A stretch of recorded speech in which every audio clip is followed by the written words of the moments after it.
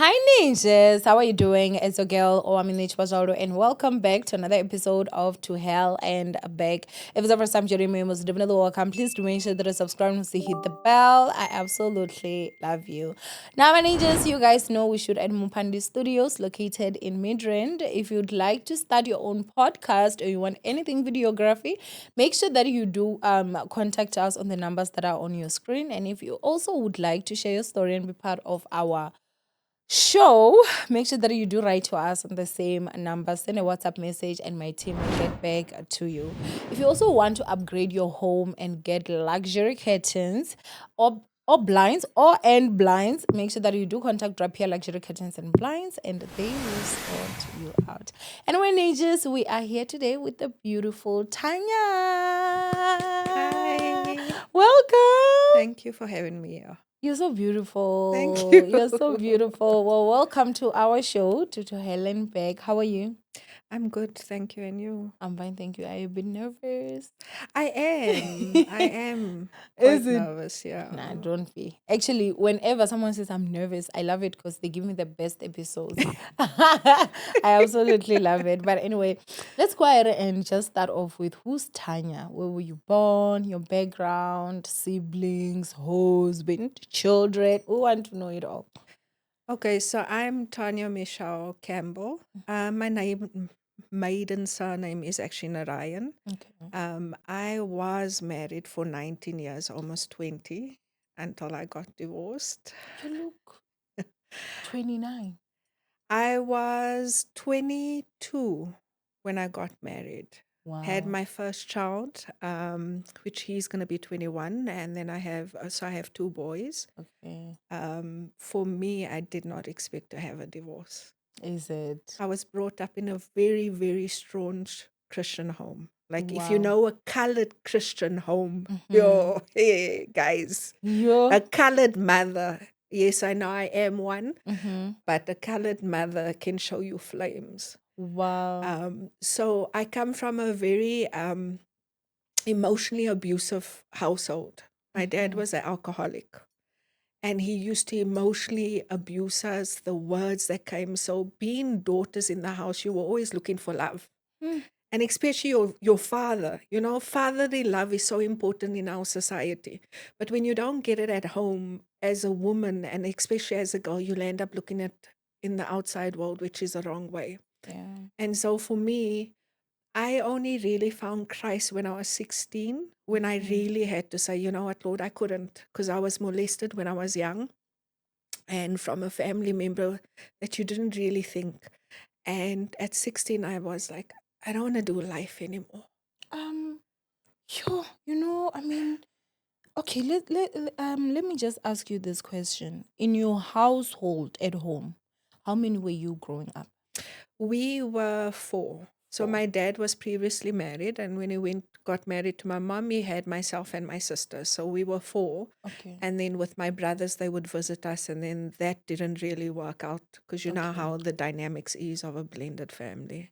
Okay. So your dad had other Yes, he had other kids, other kids, boys, two boys, and two he had boys, another daughter from another lady. Yes, another daughter. Was yeah, that before he was married to your before mom? he was married to my Before, mom. okay. And then your mom, did she have other kids out? No, Okay, so she got married to your dad. Your dad had 3 kids, yes, and then your mom and your dad had two with us, yes, of you and your and my sister. sister. So Okay, total, we are five. okay. But then your two brothers and your other sister, they would only visit. They were not staying with you. Yeah, so it was only the two brothers. We only found out about the daughter a little bit later. You know, she was like a love child type of thing. Okay, Yeah. okay, okay. Wow, okay. So now, you said that your dad was an alcoholic and he was very abusive. Mm. Was he physically abusive or was he emotionally It abusive? was more mentally and emotionally. Okay. There were times, imagine being the eldest daughter. There were times I thought my dad was hitting my mom and I was ready. You know, that way Mm, you hear the shouting and you're ready to say, this man is about to, I was going to get up there. But later on, as you grow up, you hear that your father went through that same abuse mm, and it became a generational curse. mm, And I had to be understanding and compassionate. And there were times where my mom didn't want to help him, and I was the one that had to step in, and we will be drunk and vomit all over and clean up after him. And I realized he was still my dad. He was dealing with his own demons at the end of the day. I mean, that's something you're realizing now. But then as a child, when you had to be cleaning up your dad's vomit and everything, what was going through your mind? Well, the thing is, a lot goes through your mind. You sit and you think, do I really need to go through this? But then you sit and think, this is my father. This is the person that is my father. And not seeing love from him, you like, I still need to love him at the end of the day. What did break me was in matric, I had to tell my mom, it's either you decide to divorce this man, because I can't, we used to get kicked out every year. Like he would just kick us out for some reason. And you get to a point where you can't do that anymore. So in matric, I told my mom, it's either you're going to move out or you need to make a plan, because I can't go through matric knowing that I don't have a place to stay. And you know how it is. You then move out and they always come back. It becomes a cycle. They say, I'm going to change. Don't worry. You know, it would be that conversation. And then you go back thinking things will change. And it just becomes more worse and worse. And when he would kick you, I'm assuming it would be your mom and you guys. Yeah. For how long, like the period time that you guys would not be home? Plus, minus. I mean, it would probably be like a few weeks, maybe 2-3 weeks, and then we'll be back. Where would you go when he kicks you out? So my mom has like 8 sisters. Okay, so last time I was here, now I have to go there. But and it just would be, or sometimes you'll just find it's for that night, and then they would reconcile, and then we'll get back. Wow. But just that matter of knowing that you don't know if you're gonna get a house, if you are going to, you know, come in. And my mom did a lot. For me, my mom was the breadwinner. My dad was working for the council, and he then, went early retirement, and they used that money now to build, to buy a house, to get other houses for income. So my mom has always been the breadwinner. But with that, it took a toll. And you could see that. And I don't know if it's a colored thing, but for some reason, men don't work. Sure. I mean, that's what happened in the end in my relationship, in my marriage. It's like men have this, they'll work for a certain period, and then when they lose their job, it's like, no, it's fine, my wife will work. And it takes a lot on a woman. It puts so much strain on you that you become the breadwinner, you become the man of the house. And we were brought up, the man is the head. Yes. You are the helper of that house. Now imagine becoming the head of the house. It affects everything at home. Do you like, before we even get to your marriage, like the dynamic between your mom and your dad? What I wanted now to find out was, as you're saying, like your mom was the breadwinner, which then made her like the head of the family. Would you find that your dad sometimes would fight to want to be the head of the family even though he's not bringing in anything? Or would he allow to just be actually she's the head of the family? Look, what I realized with the drinking is that he would drown his sorrows, because I think it did affect him. It affected him to a point where he couldn't provide. However, seeing over the years my mom handling, she still respects him. My dad is Indian. They're very strict. You can't cut your hair has to be a certain length. Even when we need to dish up, he always gets his food on the plate. So my mom taught the importance of still respecting a man. However, because of him always drowning himself in alcohol, he obviously would take it out on us because he didn't know how to communicate. Because in his household, his dad was always abusive and was always drinking.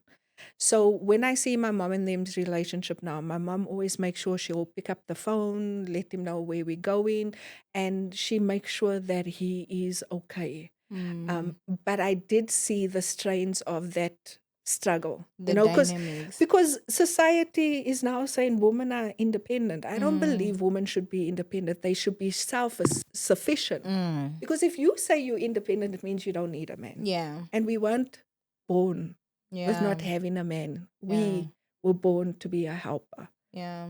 So, having seen that, I had to learn what it is to submit. I had to learn what it is to always come back and not take my opinion, because you'll end up doing your own things without finding out. Being the man of the house means that before you do anything, baby, what do you think of It's this? it's a conversation in the household.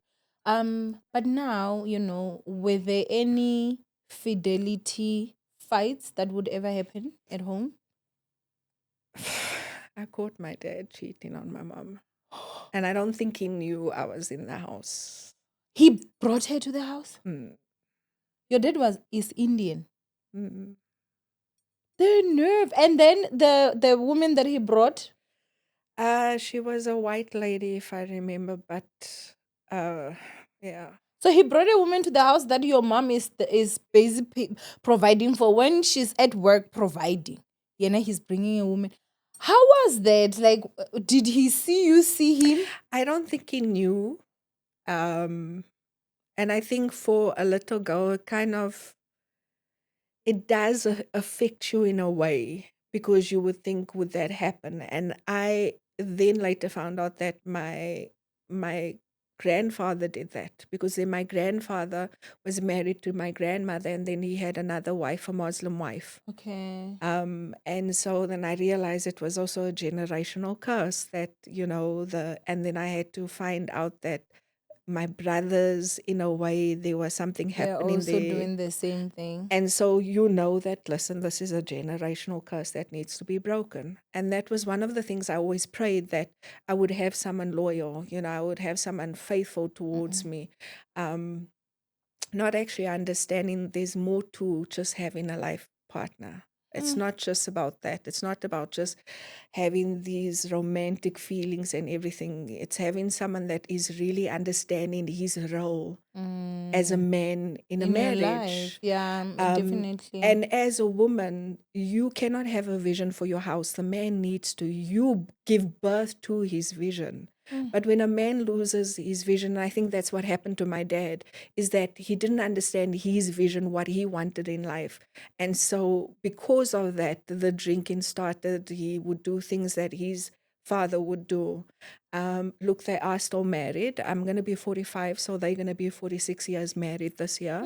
And my mother, it's my dad's second marriage. So obviously my mother took it by the horn, and she stayed by it. But I think for me, what she went through, I didn't want to go through that. I didn't want to go through that hurt, that And the rejection, trauma. which in a way did happen. Because So, yeah, because of we're gonna get into your marriage.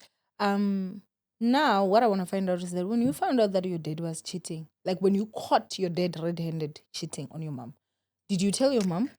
no, So did you tell your dad that I saw you? I was around. no. So you just kept it a secret It's been with me. since even till today. So this is the first time that your dad will say, "Oh, you were in the house that day." I was in the house when he brought her, and I heard them make a noise. And obviously, as a girl, you would think now what's going on, but you You realize, just hey, my know. dad is he's Mm. busy. And so now, other than that incident, did your mom and dad ever fight because your mom caught him? I know they fought, Mm-hmm. but I don't know if it was ever Over about that. the Okay. infidelity. Okay. And also because he had other kids, and that would always be an issue with the other kids, of how they would treat him. And even now, Mm. um, my brothers and sisters, they would only call my dad when they need money. And they know he's not working. Mm. And my mom always said if anything happened to my dad, she would not pick up the phone and tell them, because they didn't make time for him. It would only be like funerals, or, if there's something serious. But even to this day, they wouldn't just come and say, let me come and see. So it would only be my sister and myself and my kids and my sister's child that actually sees my dad. Um, Growing up, I mean, they're the first siblings, the older siblings. Did your dad make effort for them? They did make an effort. They would visit on weekends. No, I mean your dad. My dad, yeah. He did make an effort He with did him. make He an did, offer. because my mother allowed them to come and visit. Okay. It's just an incident happened, and that's why the visitation stopped. Okay. So I mean, I'm sure that's a personal family matter. Yeah. It's fine. I won't get to that because I see your resistance, Nyana. Because you know what Yeah. I basically just wanted to say was that it's usually easy for people to just say, oh, my kids don't visit me, my kids don't this and that and that. But remember, you as a parent, you're the one that raised your kids. So if your children grow up to resent you, I always look at the parent like, okay, what wrong did you do to those kids? Like that's always my opinion, because I am yet to meet a person that was raised by loving parents just grow up and say, I don't want my parents. You understand? True. So I mean, we're also from different. He's Indian. I'm from a black culture. And those stuff are different. But anyway, I now just also wanted to find out. You did talk about something quite sensitive, that you were molested as a child, which I'm very sorry for that. Even then, I just want you to share with us to your comfortability. Uh, I'm not going to mention names, because I think I'm going to protect them in a way that I have forgiven. Okay. Um, However, the reason, so when I said my dad tried, they were given visiting rights, my brothers. And so they would obviously come and visit. And we stayed in Aldo's until I was 10. However, what happened is, and I only found out this later, is that my brother decided to get into a satanic gang. And in a satanic gang, you need to do initiation. And with the initiation, you would either need to have sex, you would need to kill someone, you would need to do something. And that then landed up being me being molested. By your own blood brother.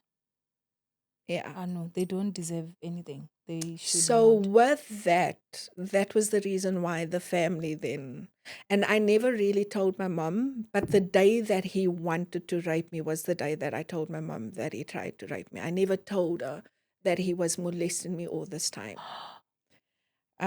Because it's your brother. You like sitting and thinking, like, how do you tell your mom, and now all of a sudden you don't get to see your brother. And the hardest thing is, I've never gotten I'm sorry, but I've always went to say I've forgiven you, because I had to release him. I had to, for me to become the person that I am and strong, I needed to go to him and say, listen, I forgive you, and not expect, I'm sorry that I did that.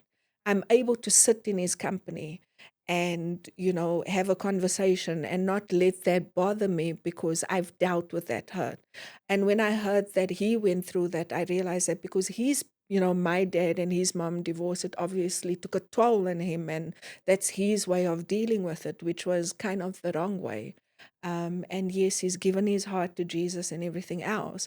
But I'm just hoping that he had dealt with that the way I needed to deal with it. So that was very difficult, because now being molested, you sit and you think this must be love. You think, the touchy feeling should be what love should be, not realizing there's more to love than the physical. And being taught by your own brother, you don't know what's right from wrong at that time. How old were you? When we moved, I was 10. So it happened between 8 to 10. So it could have happened any time from there. And because of that, it's like my brain would have a blockage. Like there's certain bits and pieces that I can remember. And it's it becomes difficult in a while, because then people say, don't you remember this? And you'll sit and you think, yeah, after a while I do, but then you realize it's that blockage. Like if anything major happens, you kind of cut it out of your life, and it affects you, in life. And thinking that your lifetime partner will understand the trauma that you have and will understand you need love in a certain way. And when you don't get that, it's heartbreaking, especially when now I have two boys and I have to bring them up as men. How do I bring them up when I don't have a good experience of what a man is? I'm so sorry. When your dad now found out, what was his reaction? I think that's where the alcohol got worse. I think that's where he drank even more because his little girl, got abused. Or he thought his little girl got tried to get raped, not understanding. It has already Yeah. happened. And I know we tried to go to court and then we stopped it because I just felt like, you know what? I couldn't. I think it was just too much for me. And with us moving to a different area, coming from a colored area, now you go to a white area, they would say, oh, now you're Lani now because you think you're better. But it wasn't Mm, about that. It was just taking you out of that environment. And I am grateful that we moved because if you think about a colored person, they will always link you to elders, like you, this rough and sorry for the word, but mhm, onbeskof type of person, like this rude. mm, And it's not. It's just the way we were brought up. And I had to be this goody two shoe because my mom was still strict, mm, even though I went through this. And even my family was like, oh, don't say anything to her because she's gonna say to the parents. mm, And it was difficult trying to experience life. So even with clubbing, I only went to my first club when I was in matric, mm, when they had matinees. mm, I moved, for me to experience life, I moved out of the house after matric.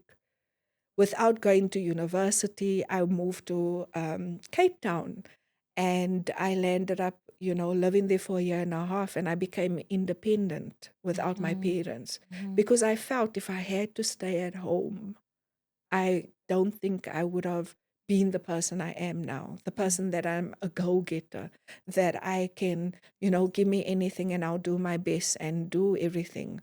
But if I had to stay there, I didn't know what life was about, Yeah. you know? So now let's talk about your mom.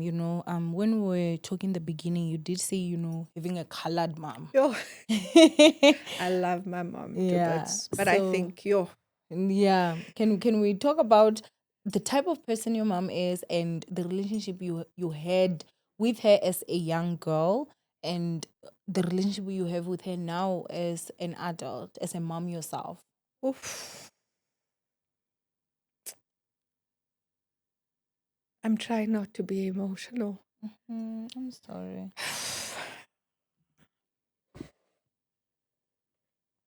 My mom's a very, very strong woman, Mhm, because she had to raise us, being the only one working. And I always tried not to do anything wrong because you saw the pain she went through. And you tried always to be this good girl. You tried making sure the grades, like I didn't want to stress her for anything. And that's why I started working at 16 at Spa so that I didn't have to trouble her. And so we were close when we were growing up. But I think for me, having to look for fatherly love, it did affect me. And so I met someone in Cape Town and I landed up moving in with him, which in, a Christian home, you can't just, it's your a big father and thing. said, yeah. Mm. And my mom has the most beautiful wisdom ever. But I think because of her hurt, we would know that she's in one of those moods. Mm, Try not say anything. Like even my kids know now if they don't do dishes, if we just you sometimes feel like you're walking on eggshells. shells, yeah. And with the divorce, I really thought she was gonna. Which she wasn't. I always used to say to my aunts, no, I'm the ex-in-law, and Mm, my ex is the son. mm, And even now, their relationship is stronger than what it is with my mom.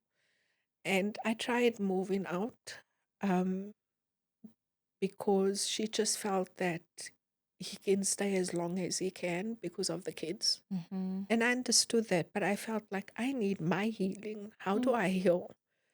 And I think that upset her when I moved out. So our relationship hasn't really been The best the right now. best. Yeah. And I am trying. I am trying to be there, especially now that after the divorce, I became a network marketer. I worked for the bank for 17 years and I went into network marketing and I did very well. I made my first million through there. However, with the strain of my ex not working, and he's a very beautiful person. When you meet him, you'll sit and think, but why did you get divorced? And people don't actually understand, behind the scenes. Um, I just couldn't take it anymore. I couldn't take that strain of coming home, having to bring the bacon, and then you still expect me to cook. Um, and then when I'm trying to be lovey dovey, there's just no, like, the rejection. And I'm married to a pastor's son. He's meant to be a pastor. Okay. I think let's start off with now. How did you meet? How did we meet? How did you meet? Let's get into the story now. Mm. Yeah. So like I mentioned, I moved to Cape Town and it got a little bit lonely. And so I came back home. And with the dating scene and everything, so I met someone that really broke my heart. I'm a very big giver, and this person needed money, and I said, yeah, sure. He said he was going to pay me, but in there I wasn't with Christ. I kind of walked away. I was very upset with God at that time. And when this incident happened with this gentleman, I said to God, in my sinful state, I said, if you don't bring my husband now, I'm not going to get married. And when a woman makes her mind up, she makes her mind up. You can't tell her anything. So one day we went to Gauri City as a team with the bank. And this guy says to my colleague, you guys look familiar. And I looked at him, I'm like, oh, you good looking. I said, yeah, I mentioned the bank. We are very, familiar people. And we were in the Tower of Terror and we were in that line for over an hour and we landed up talking and we hit it off. And in that we exchanged numbers. He said, no, if you want me to take you home, please let me know. And I'm inviting you to church. And that was the Saturday. The Monday, which was the 27th of April, so I won't forget the dates, is he then took me out for coffee and we hit it off. And then he said, okay, can we meet up on the 1st of May? And I said, it's not a problem. And then he said to me, I landed up cooking for him. He came over, he said, listen, my family is getting together. Do you mind if we can, meet up with them? And we weren't going out or anything. And I landed up meeting the family without even being boyfriend and girlfriend. We just seen each other. And when we came back, on that day, he's like, no, you are my wife. And I said, nah, no, I've been hurt. If you really feel I'm your wife, you would go ask for hand in marriage. That was the Thursday. The Sunday, he took me to church, went back to God.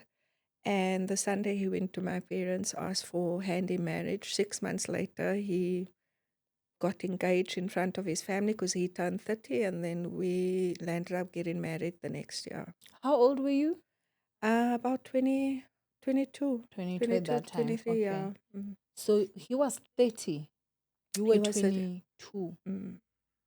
That is a very questionable age gap. Mm. I always say if you're in your 30s, you have no business dealing with someone under 25. So 24 down should be off limits for you if you are somebody that is mentally stable. That's my personal opinion. And I know there are people that will feel insulted, or am I saying you're not mentally stable? I do think so. You have to be somebody that your IQ should be low.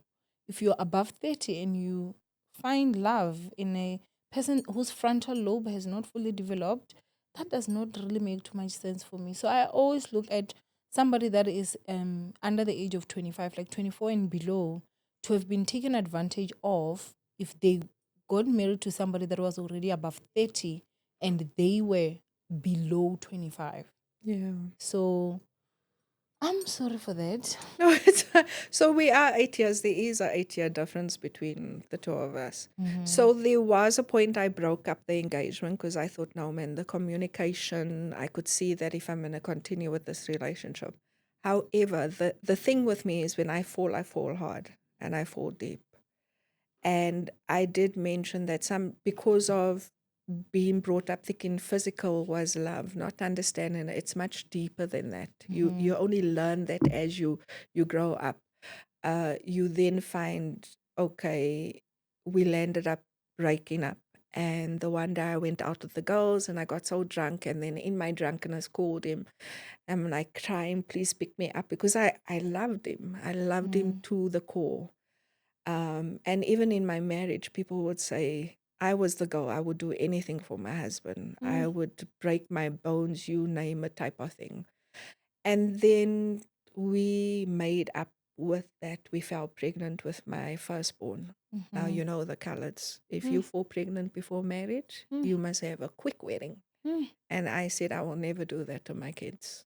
I would rather would want them to have the child if they still feel after a while. So it's not that we were forced. Remember, we were engaged already. And his parents wanted us to move the marriage forward. And I said, no, we said we were going to get married in November. We're going to stick to it. So even if you're going to see this bump, it's fine. People must know it happened, you know? And so the wedding then continued and we got married in November. November. So you did mention that there was an issue with communication. Yeah. Can you elaborate a little bit more on that?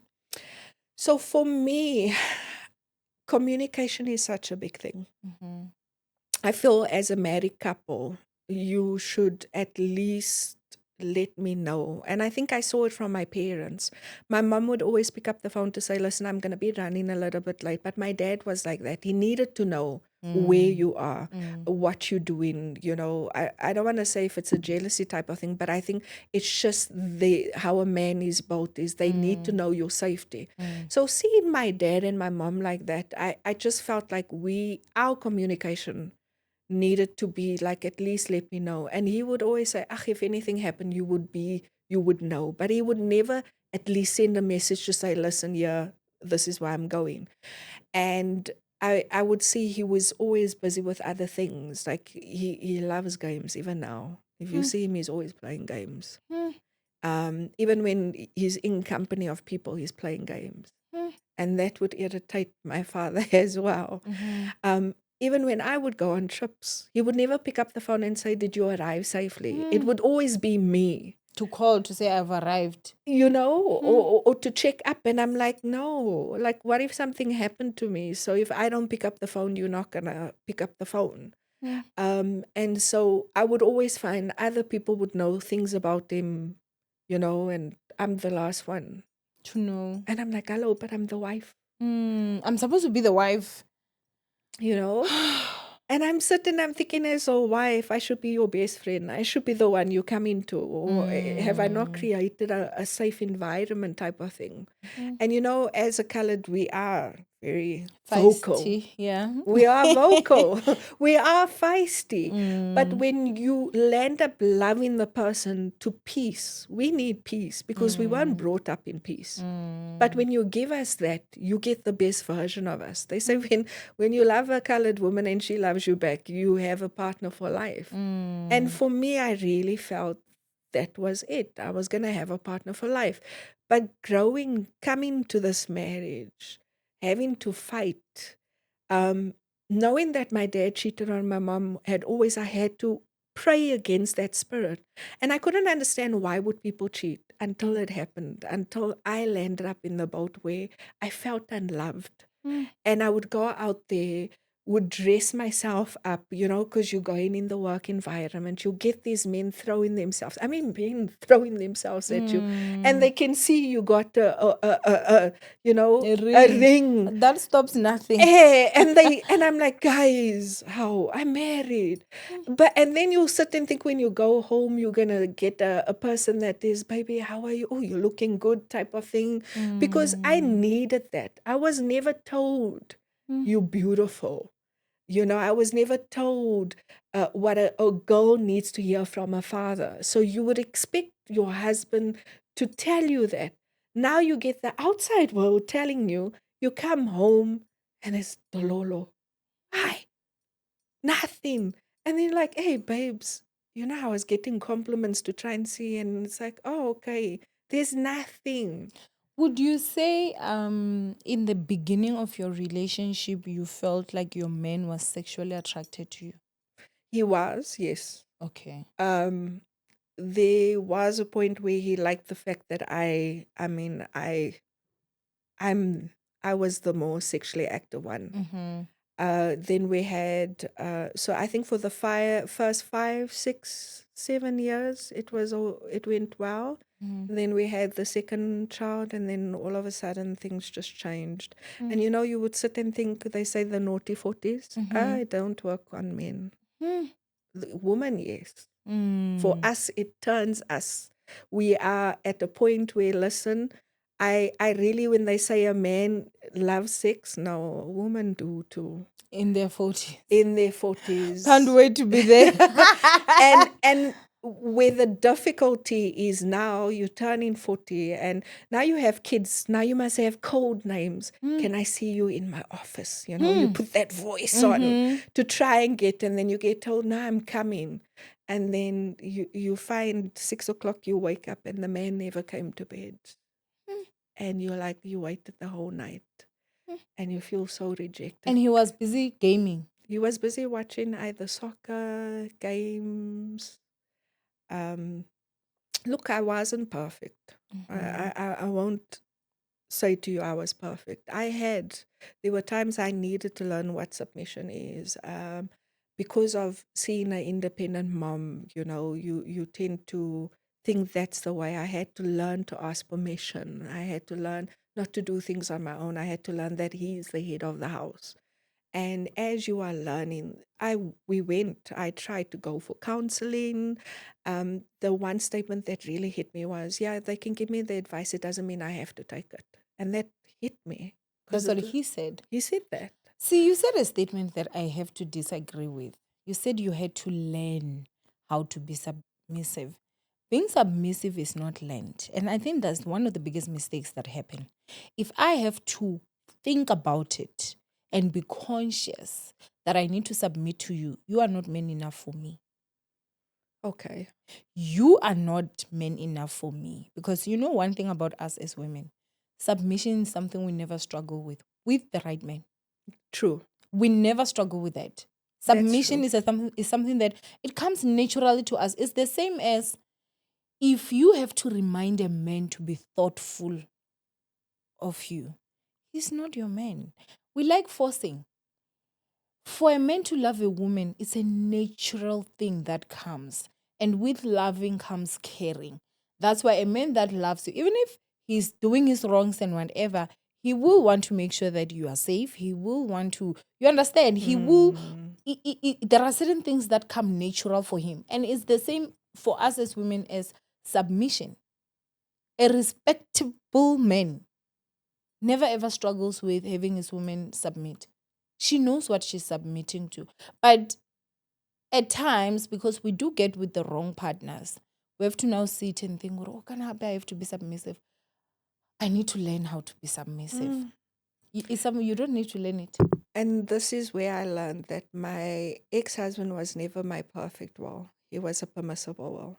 And because he was a permissible will, it now comes to where you say, now I must learn to be submissive. And the only reason why God granted it is because he knew if he never granted it, I would have been heartbroken and I probably would have walked away from my relationship with God. And yes, I'm grateful that I have 2 beautiful boys. They told me I can't talk about them. Imagine. Okay. But I did learn a couple of things. And if I had to tell a woman, don't go with feelings. Don't go with how he makes you feel. But go with, can you see yourself with this person that can protect you? That you can align yourself to their vision. Because women don't understand is, as a helper, you come and you take his vision and you birth his vision and you must see yourself aligned to a vision. But when a man doesn't have a vision, there becomes chaos in the household. And that's what happened. I landed up doing Bible school. He landed up doing it. I was so on fire. And I'm getting to that point of being on fire for Jesus. But then I have someone that doesn't even want to go to church with you. But when you met him, your first date was in church. We went to church. He took me to church, And he was a youth pastor then. Mm-hmm. And now I have someone that is not even, I understand his fears, but at least tell me. And for me, if you can't be honest enough with the person you said you're going to be with forever, Mm-hmm. it's heartbreaking. And it's true. I believe actions speak louder than words. You can't tell me you love me, but your actions show me every day you don't. Mm-hmm. There's no effort in saying, this is what I want to do, this is how I'm going to do it, and there's no, you don't do it. And I didn't want my boys to grow up in a household to say, oh, this is how you love a woman. Mm-hmm. And for me, I knew society was going to bash at me because sin, divorce is a sin. Divorce. And how can you sin someone? How can you divorce someone? And it's not like I didn't pray. I fasted. I prayed. I did, when you sit and you think of everything. I mean, my ex-mother-in-law was a pastor. She would say, but would you, I mean, let's be real. They would tell us when the kids are not there, put that G-string on, walk around the house and, we would do things to entice our man, because you sit and think a man cannot go without a release every 3 days. And they don't teach those things in the church. They don't teach women the importance of you cannot withhold sex from a man. But imagine being a woman and your man denies you. How do you feel knowing that out there the world is telling you how you're beautiful, but at home you feel like the most ugliest creature ever? And it breaks you as a Your person. confidence. I mean, even now it's not very easy when someone says you are beautiful. And you're very beautiful. So, but now what I want to find out is that, you said that you would get rejected. I want to know, would it be a matter of he just would not approach you for sex, or he just also would reject you when you go to him for it? It became like, they have the saying, seasonal Christians, they only go to church when it's Easter, Christmas. Sex was like that in our household.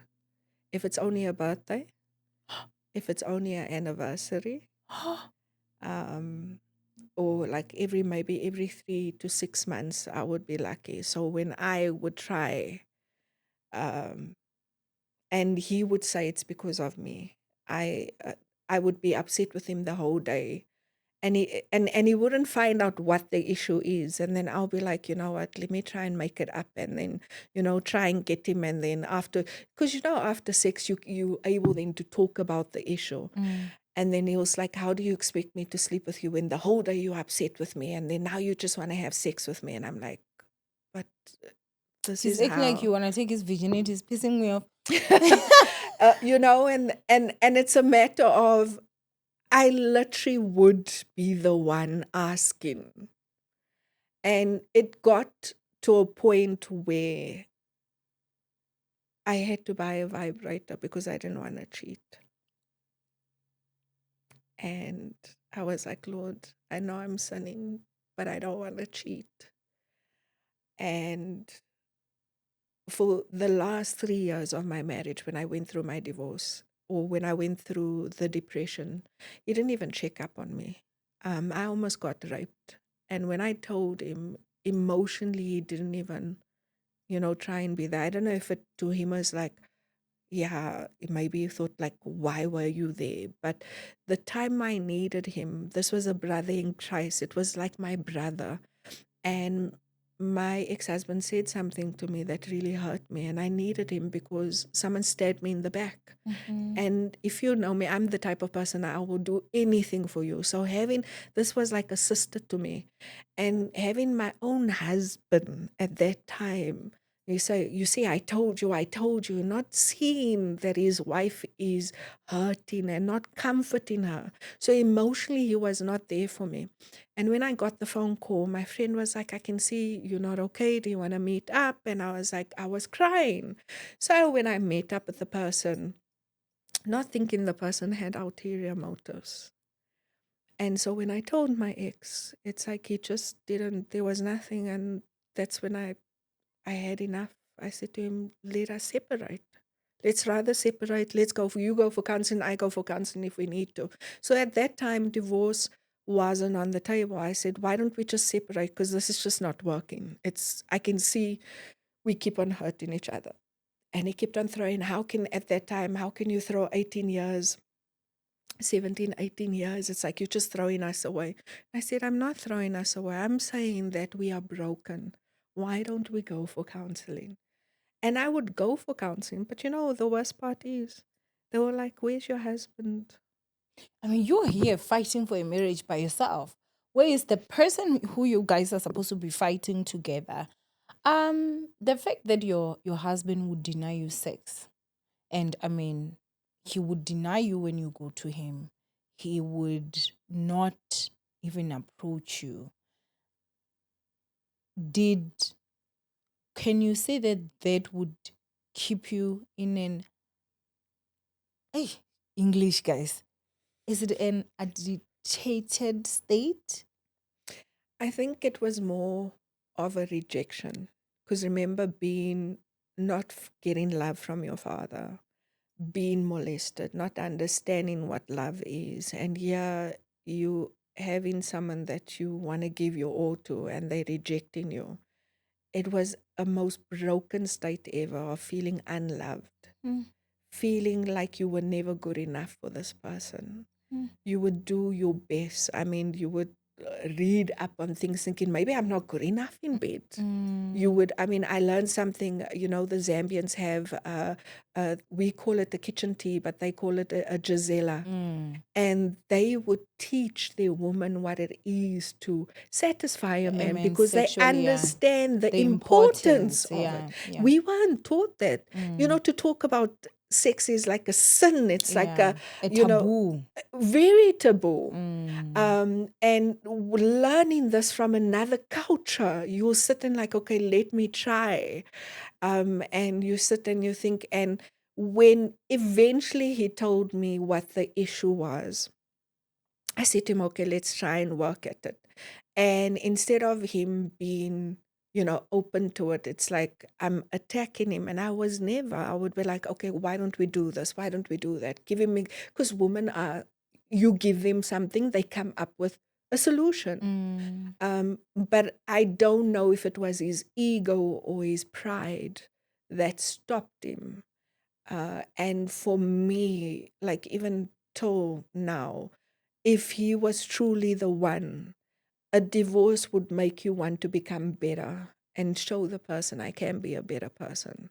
I've continued. It's now almost 2 years. I'll be divorced. And when I see him, I still see him in that same position. I left him 2 years ago. mm. Yeah. So I mean now, I mean this went on for years, Yeah. We were married for 19 years. and only the first 7 were, somewhat, but after that it just went downhill. Yeah. That's over 12 years, if over almost 13 years, almost like 12 years of you feeling unloved, unwanted. How did that impact your self-esteem? So I think in my 10-year marriage, um, and I don't think people understand, adultery is not just physical. Mm, Adultery is emotional and it's mental. So I then decided, no, I'm gonna enjoy life. mm, I met someone younger and we became friends and we went out and I would enjoy life. And then I'm like, no, I'm not going to cheat on, you're not going to mm, do that. And I almost did defile my bed. mm, I need to be honest about it because I'm mm, taking accountability and I understand when you get there because you sit and you think, I'm not getting anything at home and mm, here this person is. But what stopped me, and at that time I'm grateful, is that the Holy Spirit reminded me of a couple of things and my relationship with God. And I realized if I'm going to cheat, I'm not cheating on my husband. I'm Even chilling if on there's no God. love, I'm cheating on God and God Mm, Himself. And I knew that was a generational curse I had to break. However, I realized emotionally I cheated on my husband. mm, Mentally I cheated because as a husband, it should be you become one. But when you land up being emotionally attached to someone else, it's like you basically cheating, not knowing that. And I would always have to go back to my relationship with God, and that kept me going. And every time I would move, I moved out of the house 3 times, and I would pray and fast, and God's like, no, go back. I'm with you. Fight Would for your your husband be marriage. the one to call you back? He would come and fetch me, and he Okay. would promises, just like my dad. Those promises of, I'm gonna change, I'm gonna make a difference, everything else. You go back, it will be fine for a month or two, and then it goes back to the same way. He sleeps on the couch. There's no communication between each other. You feel again like it becomes a brother and sister, but the last 3 years it was strangers. It I was felt like strange. I didn't Staying even with someone you eat. didn't even know. Mm. But now what I have, what I want to ask is that I do remember you said when you were in matric, you called your mom and you said you have to choose. You need to leave dad or you have to make another plan because you were tired of the up and down. Now here you are with the up and down, which I assume you were also up and downing with your kids, or were you I leaving them with their dad? No, the last time I moved, I had to say to my mom, "Can you please look after my kids?" Um, I left them with the dad. He's a very good father. Okay. He was a very good father. And I left him because we had a house at that time. Yeah. And then he obviously had to look after the kids. The My kid. plan was getting myself going so that I could take the kids with. Yeah. But because I loved him so much, You were like, yeah, let me give him another chance. The thing that broke me was that after losing the house, having been told I'm moving to my mother's house, not even a discussion. I was just told we move into my mom's house. so it means he had communicated with your mom. Yeah.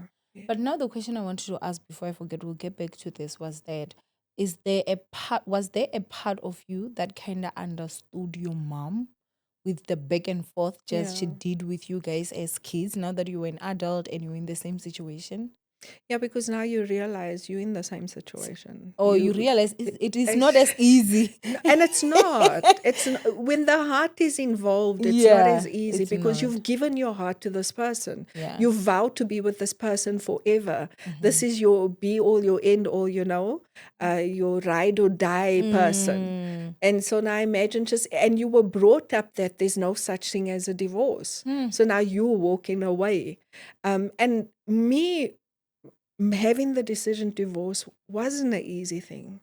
Like you say, for 12 years, I went doing everything and I prayed. And when I finally got the answer where God said, you can stay, I'll be with you. You can leave, I'll be with you. I still love you at the end of the day. And I just thought, you know what? I was losing who Tanya was. My kids were getting the wrong version of a mother. Did you become the typical Yo, colored mom?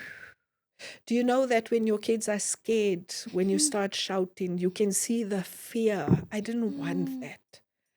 And my decision of leaving was, I need to be whole. And if I have to stay in this, I was going to become that typical colored mother. The one that if you just make a mistake, you will even, because I became violent. My kids got hidings. Yes, they say we must discipline our kids, don't spare the rod. But that wasn't sparing the rod. That That was was just the abuse. exactly. And I had to understand that what was causing me to be that. And I landed up in a mental institution. They were telling me I'm depressed, and I was like, yeah, this medication, I even took myself off because for me, I just felt like if I'm going to stay on there, I'm always going to be on there. And again, as a Christian, you're not supposed to be depressed. People think when you're a Christian, you can't get depressed. No, you go through that, but you need to know who you are and what your relationship is. So I had to realize what was the center of me being this person. And it made me realize I cannot stay in an environment that's going to bring the worst out of me. And when I finally got my answer that my husband was never a perfect will, but he was a permissible will, I had to learn to forgive myself because I am like, how did I get myself into that? But now, when you would leave and then your husband would go fetch you back, when you come back into the house, would he do the right things, and how long would that last before he goes back to himself, or he would just bring you back, go back to his couch and living his life, and he just wants you in the house? It would be maybe a month, maybe Mm, 2 months, and then it started changing maybe to 2 weeks. Like mm. if we'll go for counseling, they'll tell us to do a couple of things. He'll do it for a week or so. And then it changed. I think the last 3 years, he was Never never present. reconnected. You kept on saying that, your relationship with God, your relationship with your husband, that attachment. Do you feel like your husband had a relationship with you? Because there's a difference between me having a relationship with you and you having a relationship with me. You do have a relationship with God. You did have a relationship with God. You definitely had a relationship with yourself. And you also had a relationship with him. But do you believe that he had a relationship with you? No. Now, when I look at it now, he Um, has more of a relationship with everyone around us than us. mm, And I think that for me, what people didn't understand, because when you meet, he's the type of person you can get into ShopRite and he can have a conversation with a total stranger. mm. And they'll be like, wow, he's such an awesome His wife person. is so lucky. You, you know, Mm, and but when you get at home, you sit and think, but where's that friend? You mm, know, in a marriage, you need to be friends. mm, It's not about being lovers because that will go away, but companionship is important. yeah, But when very. you find everyone else knows your Mm, husband's business and you're the only one that doesn't, mm, it does take a toll on you sitting and think, am I the issue? mm, And maybe I did contribute to it, but when we discussed what I did wrong, I would always work on it. However, when I would be, but you're still making me feel this way, it would be maybe a week and then and then again, it goes back to stopping. So now let's talk about the unemployment issue. For how yes. long was your husband unemployed as you were working? So in our marriage, he was working for a company and he got an opportunity to open a company with another gentleman. Mm-hmm. And I think at that time, as a woman, you need to be like ready because anything can happen. Mm, And eventually opened his own company. And at that time, because he was buying his goods from overseas, the exchange rate. So for me, what he later on told me was he never actually listened to the Holy Spirit. The Holy Spirit told him to do something. And because of that, that's why the business went down. mm-hmm. Then it was, I think COVID happened in 2022, Yeah, or was it 2020, 2020? 2021, yeah, So 2020. in 2019, I landed up in a mental institution. Mm-hmm. When it was discovered that 70% was home and Mm-hmm. the other was work. And then I found this network marketing company and I started giving my all, made my salary. So we then had a discussion together because his business went down and he was at home for like 2, 3 years. And then, yeah, Like, was he actively looking for a job? I wouldn't say he was. I didn't see any signs. He did help here and there, but there wasn't. So would he still continue playing games? He would still continue playing games. However, my mom has houses in the same area, so he would help there. So if there is help needed, he would go and help. But it But wasn't like a paying. job. Yeah, So no. you were basically now the breadwinner of your family. Yes. You If there know, was opportunities, I would say to him, let's try this. Why don't we do that? and would Give he? them opportunities to do. He was a trader. He was learning how to trade as well. But when you don't have patience, it does take time. I recently came across a page of this lady on TikTok and I got it yesterday.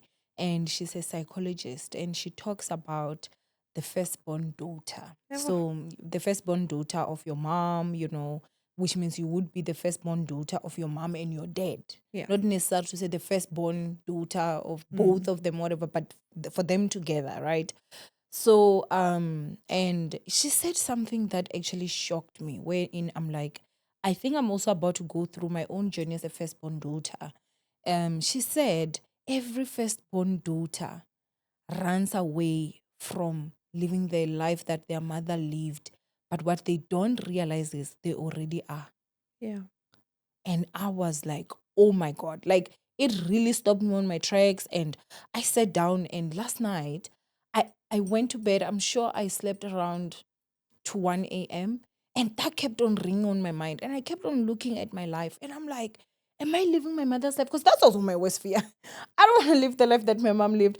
And your story here sitting, almost everything you're telling me, you're growing up to be your mom. Like you're already living. Oh my goodness. How did that make you feel though, of the fact that this man, first of all, you are providing, you know? Again, when you get home, he still refuses to sleep with you.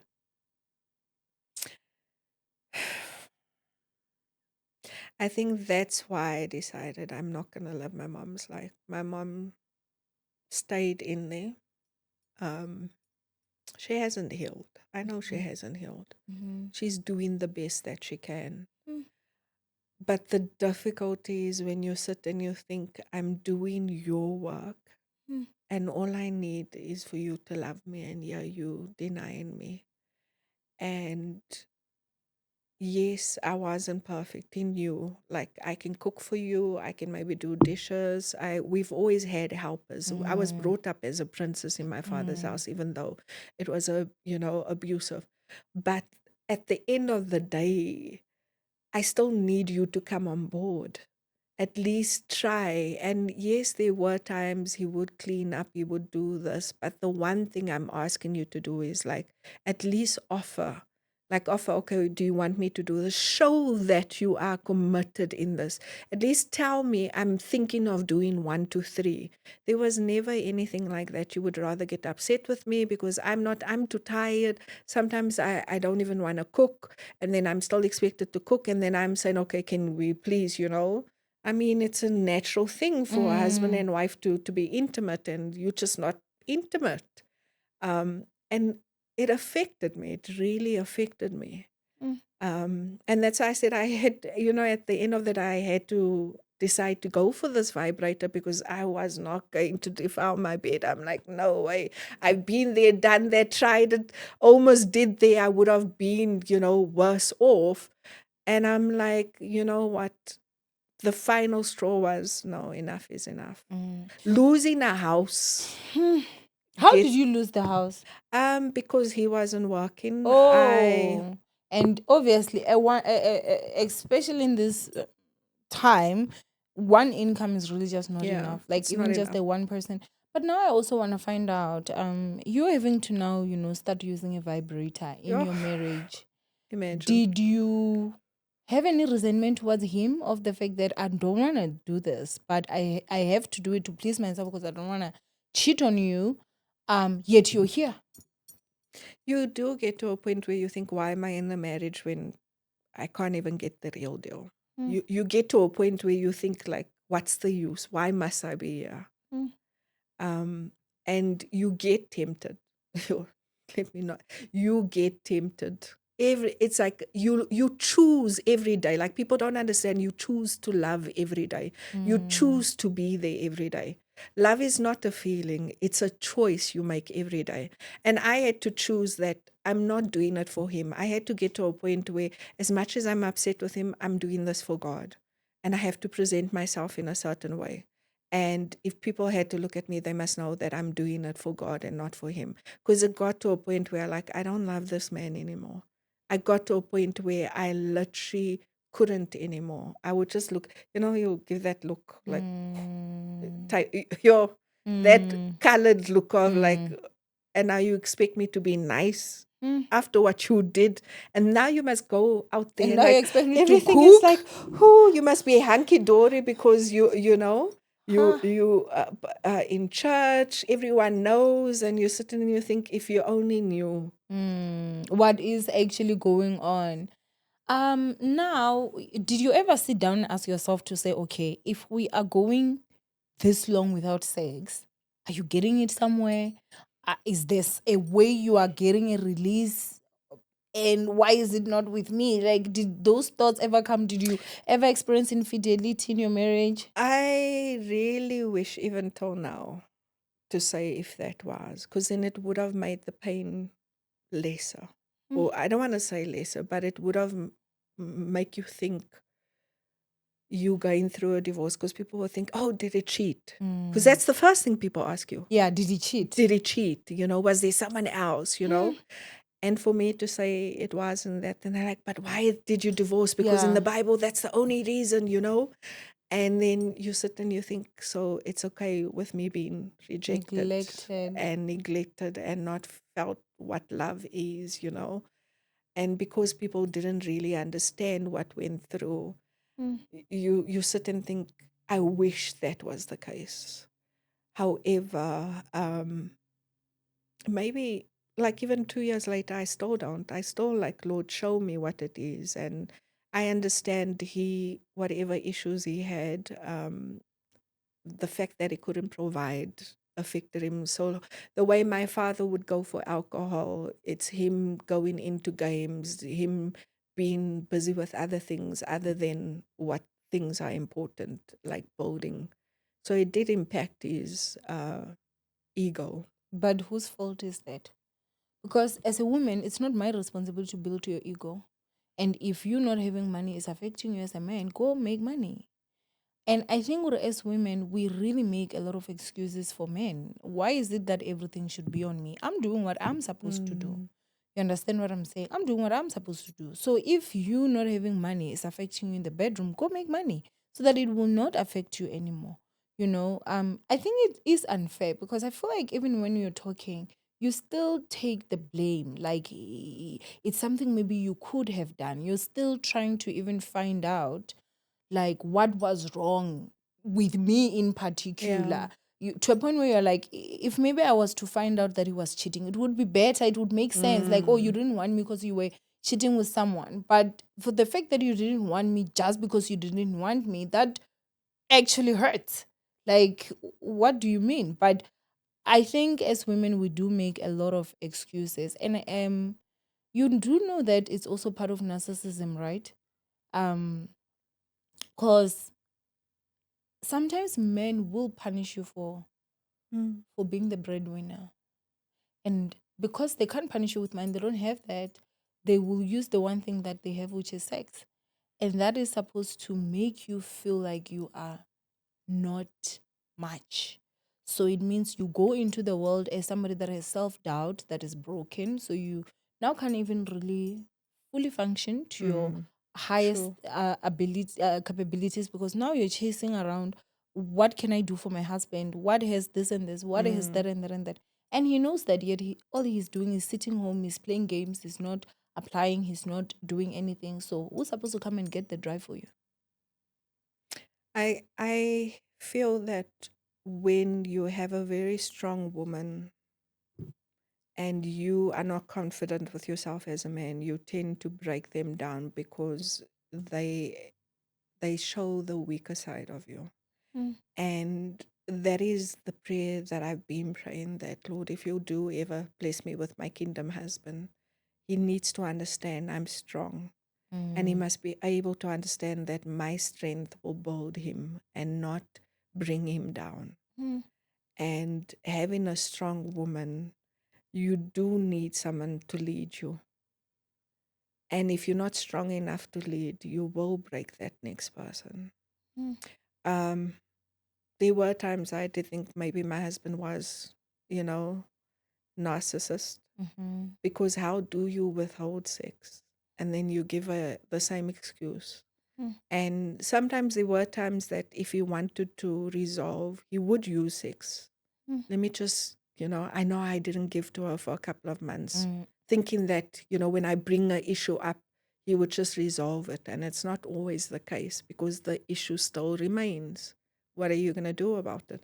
But within, let's say, maybe in a space of 3 months that you guys would not have sex, right? Would you still sleep on the same bed? No, it got to a point, the last 5 years, I'll be lucky. If he slept on the bed with you? Last 3 years, no. The last 3 years, I know he definitely didn't come to bed. He didn't even check up on me. My son was the only one that checked up on me. that actually came to, and because of my anger, my bitterness, I took it out on him. You know, Have you ever apologized to your son? I did. I That's did good. apologize. That's good. I I mean, we're not gonna yeah. talk about him because I know Yeah, he they said, don't. "Leave me out of your mess." No, I did. But that is so sad, and Mm. I won't lie to you. It's a reality of many women out there. A lot Mm. of people are walking around with smiles, and that's the reality that they have back home. And even when you see them as a couple, you think, "Wow, I'm sure like they are so good," because Mm.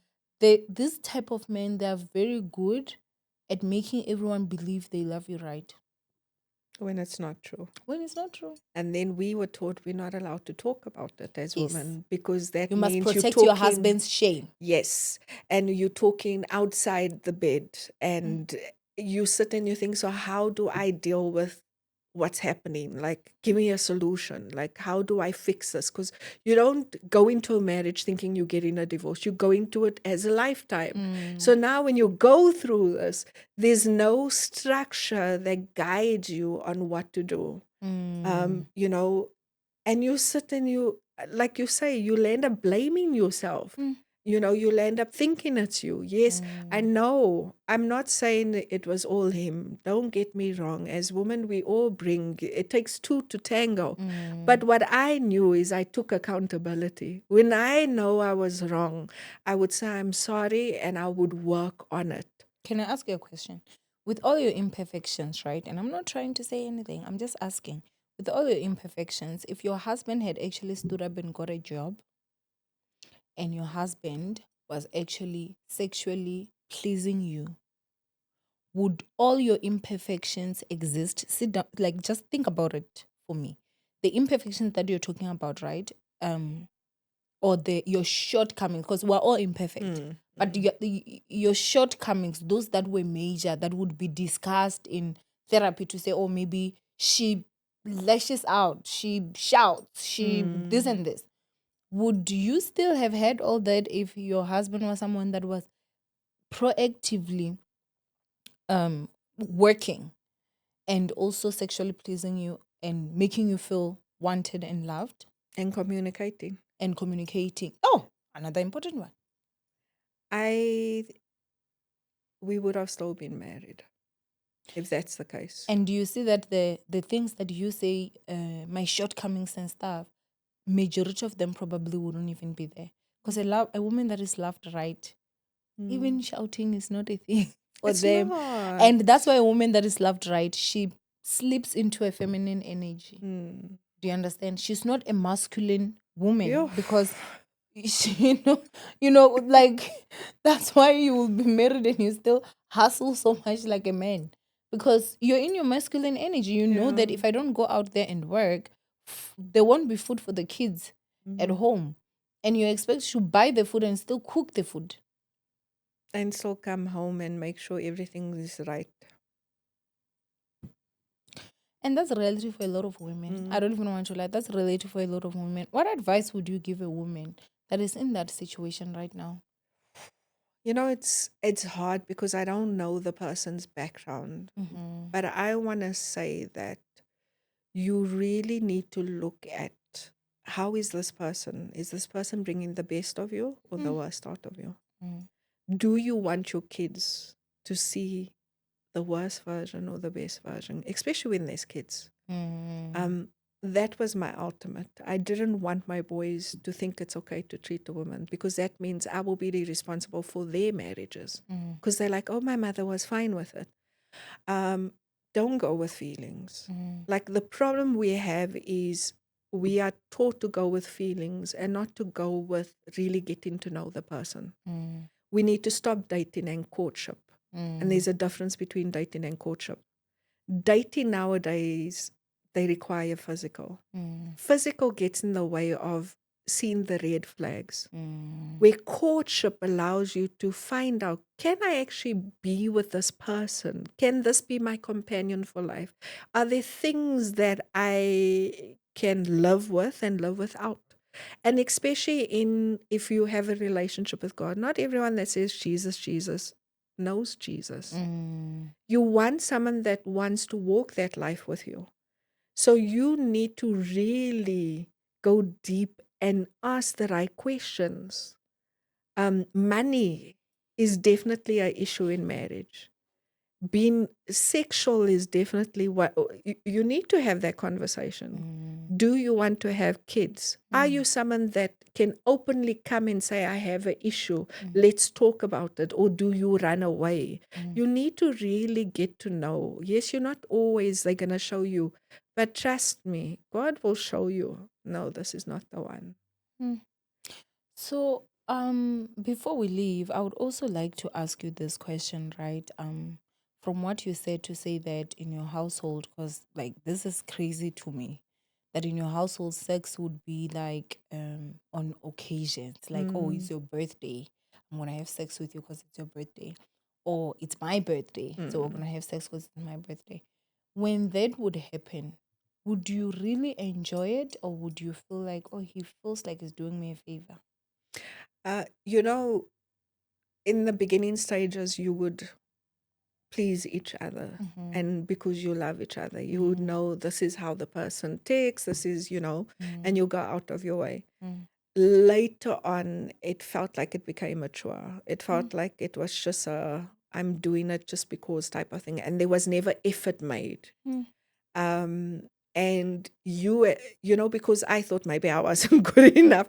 Let me try this, let me try that. So I would try and go out of my way and see maybe they say you in public you must be as gentle as a dove, but in the In the bedroom should bedroom, be, you know what I'm saying? You yeah, must spice it up. And yeah. I would try and do that. But when it came to me, it's like, you just didn't make that effort. There was no effort being made. It was like you say, you just did it because I'm doing it just to make a happy thing, just to get her off my back. It felt like that. Um, and no, it didn't become enjoyable. It just got to a point where Have you forgiven yourself? slowly I am. You I are. believe I am. You are. I am making mistakes now because the dating environment. Oh gosh, no, thank you. The dating No, environment thank is you. the It's not the same. No, it is not. But Um, I feel bad because I feel 12, 13 years. That's a very long time. With your experience, like, I mean, obviously you don't know people's situations, but a woman that is out there saying that, my man doesn't even care about me sexually, he doesn't this and that, do they change? as a woman or as a As man? a man, like a Sure. woman that is out there saying my husband doesn't do this, looking at you having gone through this cycle for over a decade, would you look at the young you and say a man can change when it comes to this? I think when it's the right person, they can. Okay. That's why don't just go into a relationship. If you pray about it, you need to be pray fast. Rather say, Lord, is this the one?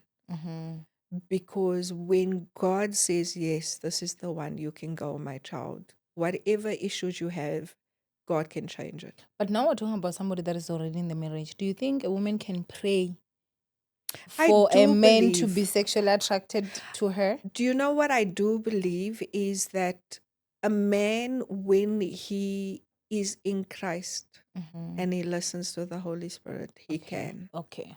But when one denies the voice of God and is stubborn and allows his pride, that is when he loses a good woman.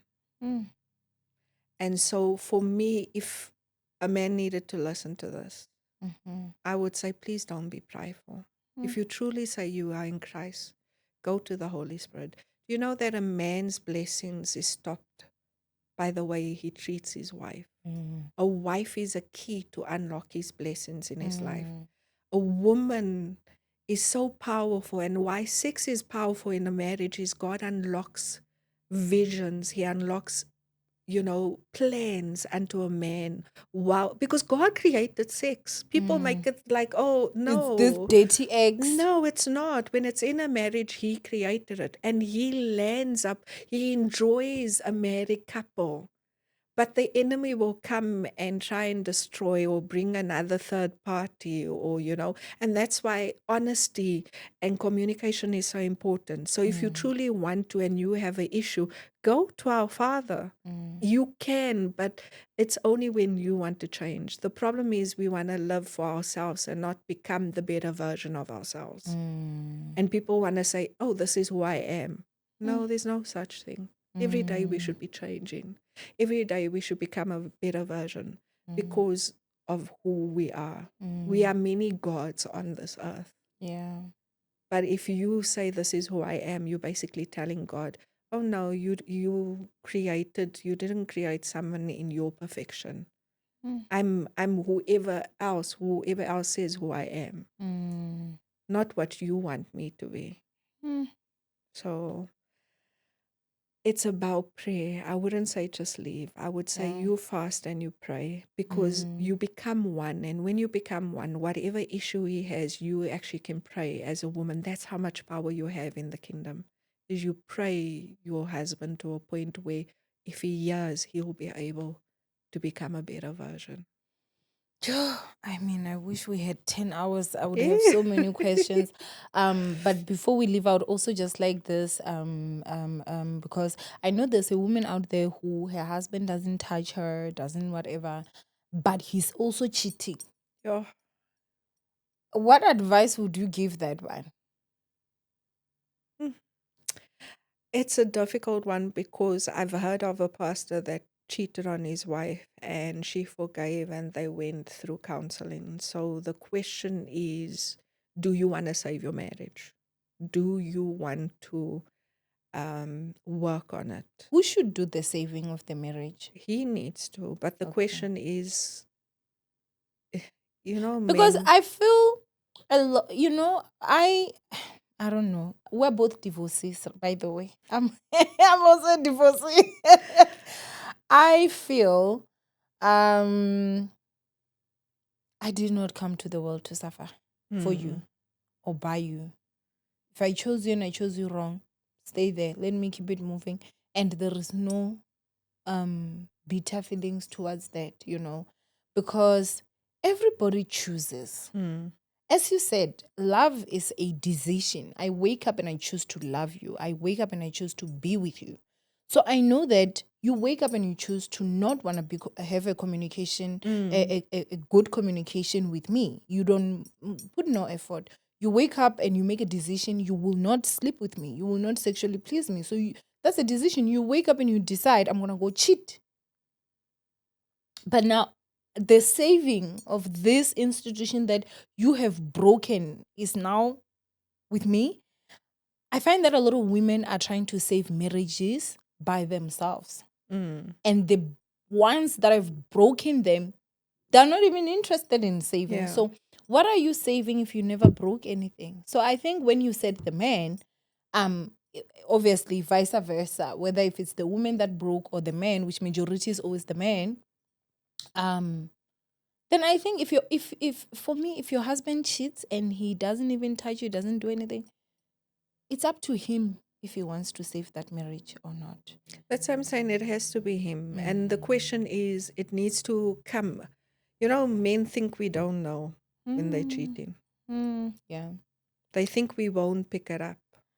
It's in the slightest thing, your attitude changes. And you land up when, instead of taking accountability, the problem with men is they don't take accountability. And they don't, when they get caught, say, you know what, I'm caught.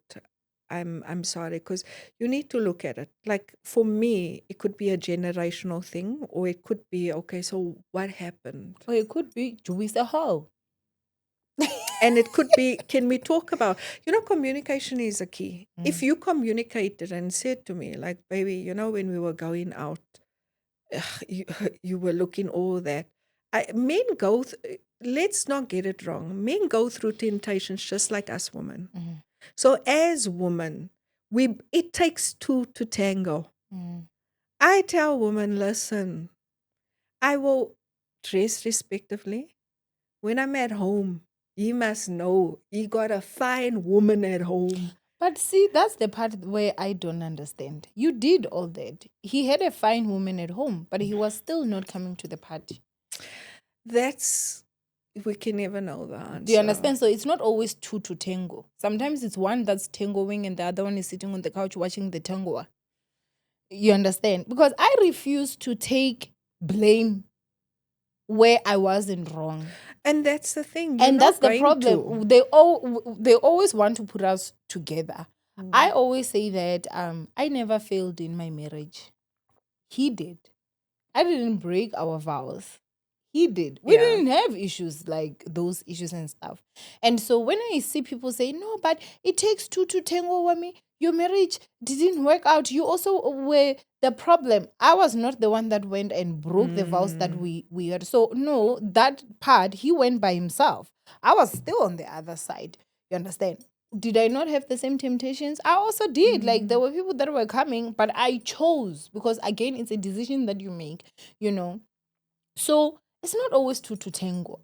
Honestly, like, okay, sometimes. But when it comes to that, I don't think he's sitting and having the same insecurities that you are having even till date after you guys have been divorced. Do you understand? He knew exactly what he was doing, and that affected you. And I think we need to do get to a point where we actually say, you know what?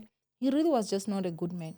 But if you even ask him, he'll tell you he doesn't know what went wrong. Of So course, accountability is the key. 1,000%.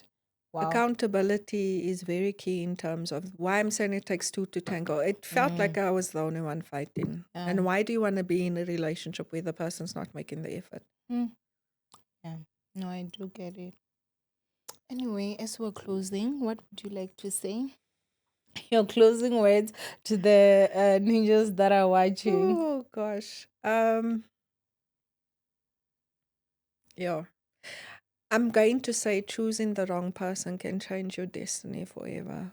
Be very careful. Don't just go with their sweet words, their I love you, their gifts, but really look at the character, really be prayerful and want someone that has the same values and views. Because if you just go with feelings, if you just go with, oh, he was good in bed, oh, trust me, that's not going to help you. You need someone that you know you're going to do a lifetime.